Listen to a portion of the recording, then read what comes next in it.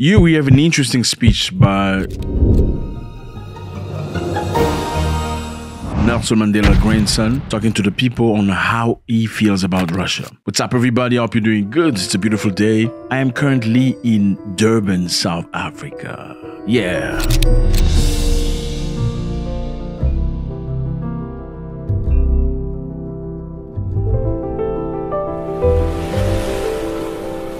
Beautiful. Doing a very short documentary for you guys. Beautiful experience. So far, it's been really, really good. I'm actually getting ready to go to a Zulu dance, traditional dance, special event. I'm looking forward to that. I'm a very traditional man. I love tradition and culture and history. So stay tuned. I'm sure within the next 4 days, you should see this video. You're going to love it. All right. So we are talking today about Nelson Mandela's grandson who had a speech, very interesting speech speaking about Russia. Let's listen to him. It was His Excellency President Nelson Mandela, my grandfather, who initiated these bilaterals between South Africa and Russia. But we are also proud now that we also are jointly belonging to the BRICS Plus family of countries. And in this regard, we are able to forge relations and pursue areas of common interest. Many African countries have had to suffer against colonialism. And in this regard, many of these African countries have had to wage their struggle for liberation in order to liberate themselves from settler colonialists and the occupiers of our lands and our countries. Russia was never a colonizer on the African continent. Russia has never brought misery to the African continent.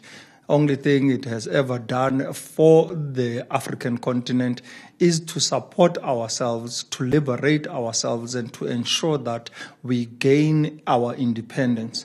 And in this regard, South Africa, after 350 years of colonialism, coupled with 60 years of a brutal apartheid regime, we were able, with the support that we had in the international community and in Russia, we were able to realize our freedom. Russia has been extended its hand in terms of assisting our countries on the African continent in order to develop and create opportunities for our people. And we continuously look to Russia. Even 30 years into our democracy, we have been able to still consider Russia as one of the major countries who support our cause. But it's also an economic partner who supports our economy and ensures that we are able to trade amongst the two countries. BRICS has afforded the global community an alternate to the unipolar system. We have for far too long been suffering by a unipolar system which has focused on one nation state dominating the entire global community in trade, in culture, in sport, in everything. It feels like the rest of the world, when they don't like somebody or they don't like a country, they will try to incite every other country not to like that country. In the likes of North Korea, nobody talks to North Korea because America doesn't like North Korea. Okay, nobody talks to Venezuela because America doesn't like Venezuela, or America has issues with Venezuela. Nobody talks and discusses and trade with Cuba because America doesn't like Cuba. Okay, so why should Africans follow through with what Europeans and other people want? Why should Africans always be on the side of Europeans and Western nations? Now, Mr. Mandela, grandson of Nelson Mandela, saying Russia has never colonized any country in Africa. Never has Russia come to Africa to try to oppress anybody. They have never come to Africa looking to get land, gold, diamonds, uranium, or anything. Matter of fact, while Europeans and Western nations were colonizing Africa, Russia was providing support to Africans. Strategy, techniques on how to survive colonization. Weapons sometimes in many countries, like the ANC of South Africa, received weapons from Russia.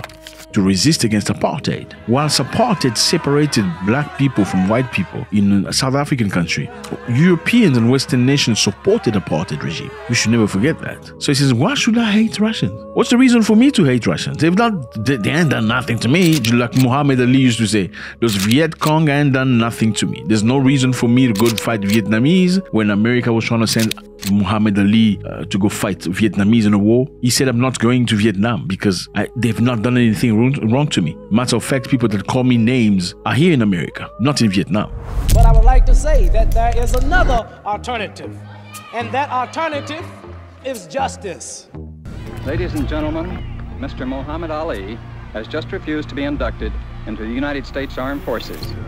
He refused induction on the grounds of his religious convictions on war. So why should Africans follow through and be against Russia and not like Russia? Let's listen. We were totally taken aback as South Africans that the IOC was able to suspend and expel Russia from the Olympics over the Russia-Ukraine conflict. We have registered to the IOC that through the European Muslim Forum, which I'm part of the Global Summit for Palestine organizing committee, that this is not an isolated matter. If Russia has been suspended and expelled from Olympics, then we call for the Zionist usurping entity to also be suspended and expelled from the Olympics, primarily because they have been found by the International Court of Justice to be carrying out a genocide against the Palestinians. Here again, he's mentioning something very interesting. The Olympic Committee suspended Russia because of what's happening in Ukraine. The Russian Olympic Committee is no longer entitled to operate as a national Olympic committee, as defined in the Olympic Charter, and cannot receive any funding from the Olympic movement.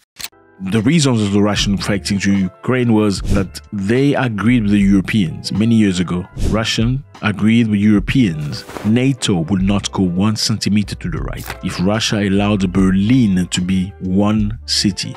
Because at the time, Berlin was divided into two parts. There was West Berlin that was run by Europeans and Americans, and there was East Berlin that was run by communists. That was part of USSR and all that system. So Europeans told Russians, if you allow Berlin to be one city, we will not move NATO 1 centimeter to the right. We will stay on our side. That's what happened next was, many years later, many countries, Poland and many other countries, became part of NATO. That was not part of the agreement. So Russia felt the need to go to Ukraine because Ukraine was going to become part of NATO. And by Ukraine becoming part of NATO, what's going to happen? In case Russia is in trouble with NATO, a missile, long-range missile from Kiev, which is the capital of Ukraine, to Moscow will take 5 minutes to reach its destination. So clearly for them a threat to their national security. So they needed to move into Ukraine. So he says because of Russia's war, the Olympic Committee has suspended Russia from participating in any sports events relative to Olympics. So he's saying, why are you suspending Russia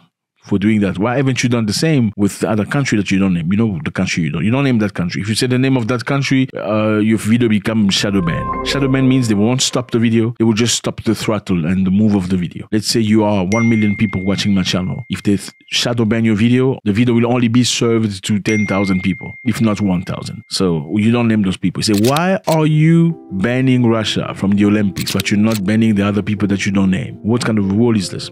We are tired of having a world that is guided by one group of people. If you want fairness, you want everybody to be happy, then you must treat everybody equally, not selectively. Let me know how you feel about this. This is very interesting from Nelson Mandela's grandson. Obviously, Nelson Mandela's figure is very controversial, especially among certain people in Africa, in South Africa, that believe that Mandela did not acquire the freedom that Africans deserved at the time. They felt like Nelson Mandela shared the power with Europeans. He left power, finances, money, business within the hands of Europeans instead of giving it back to the black people. And for many people, Nelson Mandela, unfortunately, is not a hero. Let me know how you feel about this. It's always a great pleasure. And don't forget, Please subscribe if it's not done yet. Our video about the Zululand, KwaZulu-Natal, is coming very, very soon. God bless.